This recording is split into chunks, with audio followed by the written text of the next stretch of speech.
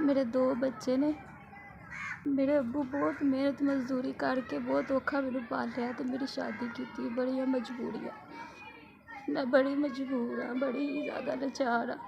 1.5 साल का मेरा बेटा है जिहड़ा रो रहा सी। यह बेटा मेरा पैदा होने वाला सी। 8वां महीना सी। मैनू अपने मियाँ नू कहा दुध लिया दे, उन्हें नहीं लिया के दिता। उहदे कोल पैसे नहीं है, काम नहीं वो करता। 4-5 महीने तो वेला बैठा सी।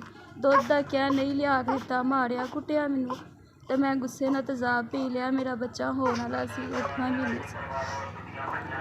मैं सिर्फ तुहाडे तो ये चाहनी, मेरी मदद करो। मेरे 2 बच्चे ने, मैं मजबूर हाँ।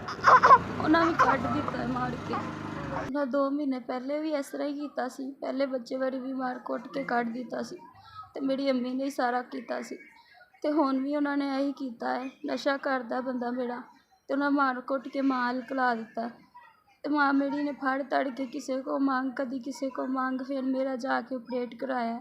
कहंदे सी बच्चे की धड़कन नहीं है, जवाब दे दिता सी। बड़ा औखा मेरी माँ ने फड़ तड़ के किया। हुण उन्हें दुध लिख के दिता है जिहड़ा बहुत महंगा आंदा है। मेरे को उनके जोगे भी पैसे नहीं है।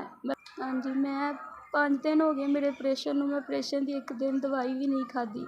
ना मेरे बच्चे का दुध है वे, ना दवाई जोगे पैसे हैं। मेरे माँ प्यो ने बड़ा औखा मेरा सिर्फ ऑपरेशन ही करवा सके ने। वो खुद बड़े। तुहाडी बहुत मेहरबानी, तुहाडी तरफों मैनू 5000 रुपये की इमदाद मिली है। इहदे नाल मैं अपने बच्चे का दुध लियावांगी, अपने बड़े ऑपरेशन की दवाई लिया के खावांगी ते तुहानूं दुआवां दांगी। अल्लाह तुहाडा भला करे, अल्लाह तुहाडे बच्चिआं नूं तंदुरुस्ती देवे, अल्लाह सोना तुहानूं होर देवे ताकि तुसीं साडे वर्गे मारिआं दी मदद कर सको। अल्लाह सोना तुहानूं रिज़क हलाल कमाण दी, खाण दी तौफीक देवे। अल्लाह सोना तुहाडे रिज़क च बरकतां पावे ते तुसीं साडे वर्गिआं दी इंज ही मदद करो। बड़ी मेहरबानी, शुक्रिया। कि मेरे माँ प्यो भी बड़े खुश होणगे, उन्हां दी भी परेशानी दूर हो जाएगी। वो अपनी बेटी लई बड़े ही परेशान सी।